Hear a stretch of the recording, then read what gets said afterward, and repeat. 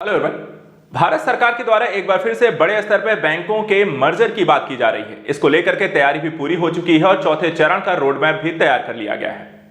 देखा जाए इसमें 12 राज्य के 15 बैंकों को मर्ज किया जाएगा और उन्हें एक राज्य एक आरआरबी योजना के तहत यहां पर डेवलप किया जा रहा है। इससे यहां पर आगे चल करके किस तरीके के प्रभाव पड़ेंगे, मर्जीकरण की इस प्रक्रिया के माध्यम से अर्थव्यवस्था और लोगों पर क्या प्रभाव पड़ेगा, कौन कौन से राज्यों में ये एकीकरण की प्रक्रिया अपनाई जा रही है और किस तरीके के बैंक यहां पर इसमें शामिल हो रहे हैं। चलिए आइए समझते हैं इस पूरी घटना के बारे में, इस पूरी यहां पर न्यूज और आने वाले यहां पर इसके प्रभाव के बारे में। सबसे पहले यहां पे देखें तो बैंक मर्जर की बात यहां पर सरकार के द्वारा समय समय पर की गई है और इस बार यहां पर ये चौथे चरण का प्रक्रिया है जहां 12 राज्यों के 15 बैंकों को शामिल किया जाएगा। क्योंकि बैंक जो होते हैं आम जनमानस भी इससे जुड़े होते हैं, जो खाता धारक होते हैं उन पर भी इसका प्रभाव पड़ता है। देखा जाए तो रीजनल रूरल बैंक्स मर्जर के तहत यहां पे भारत सरकार के द्वारा एक योजना लेकर आई गई है जिसको नाम दिया गया है एक राज्य एक आरआरबी। इसी के तहत यहां पे क्षेत्रीय ग्रामीण बैंकों के विलय का ये चौथा चरण यहां पे शुरू किया जाएगा। अब आइए यहां पे समझते हैं ये चौथे चरण के तहत पूरी प्रक्रिया कैसे लागू होगी, कैसे पूरी की जाएगी।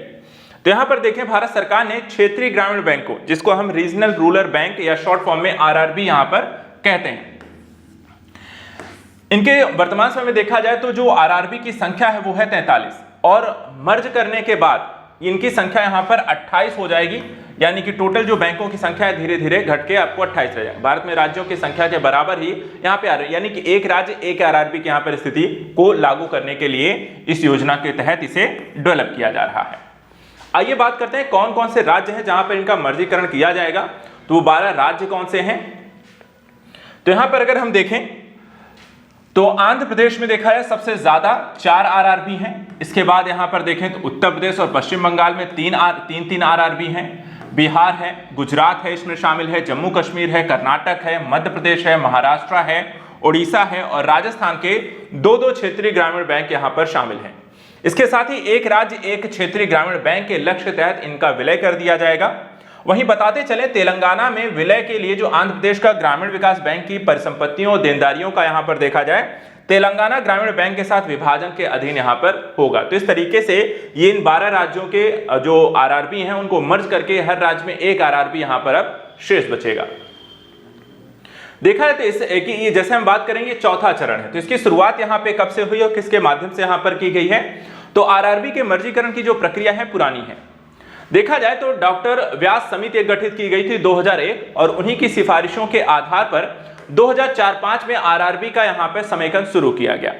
इनके समेकनों का जो प्राथमिक उद्देश्य यह था कि इनका मर्ज क्यों किया जा रहा है, इन बैंकों को आरआरबी को एकीकृत क्यों किया जा रहा है। तो जो एक ओवरहेड जो व्यय होता है बैंकों का उसे कम करना है, साथ ही पूंजी आधार का यहां पर विस्तार करना है, क्योंकि जब सारे बैंक एकीकृत हो जाएंगे तो उनकी पूंजी जो होती है सभी बैंकों का मिलाकर के एक बड़ा आधार यहां पे पूंजी का क्रिएट होगा।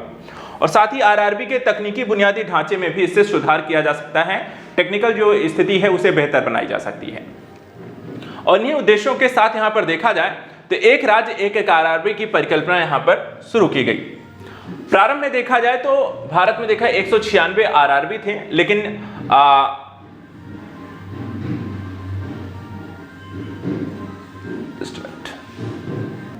तो 3 देखा जाए चरणों के माध्यम से वित्तीय वर्ष 2020-21 तक इनकी संख्या मात्र 43 रह गई है।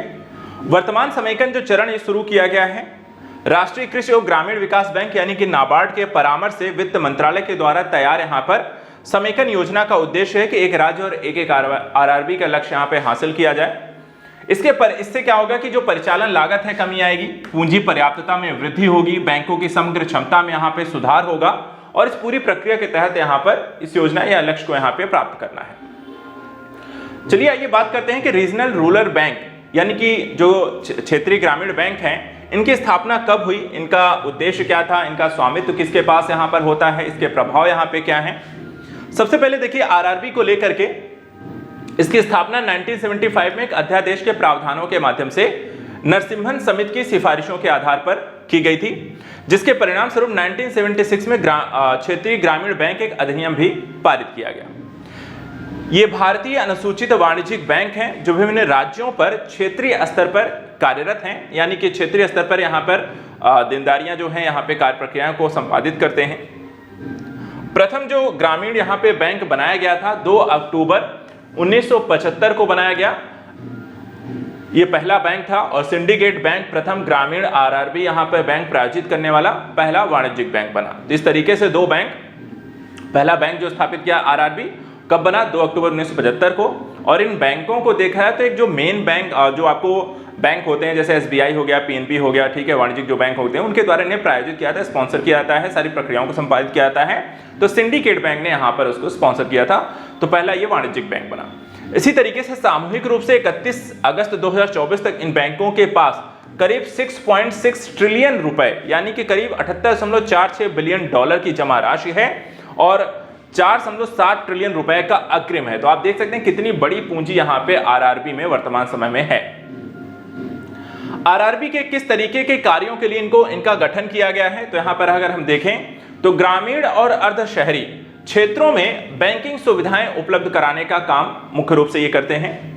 मनरेगा श्रमिकों की मजदूरी का वितरण करना है या पेंशन का वितरण जैसे सरकारी कार्य भी आरआरबी के माध्यम से किए जाते हैं। साथ ही लॉकर सुविधाएं देते हैं, debit credit card, mobile banking, internet banking, UPI आज जैसी यहां पर पैरा बैंकिंग सुविधाएं भी आरआरबी के द्वारा प्रदान की जाती हैं।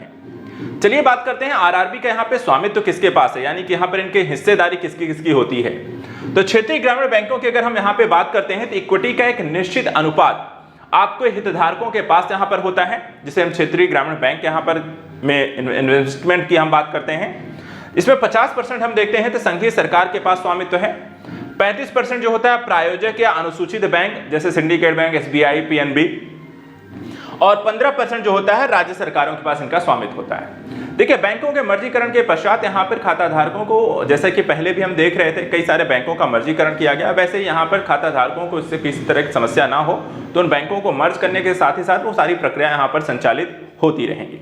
तो फिलहाल आज के लिए यहाँ पर इतना ही। ऐसे ही इंपॉर्टेंट यहाँ पे करंट न्यूज के लिए आप हमारे साथ यहाँ पे लगातार बने रहें। Thank you so much and good luck.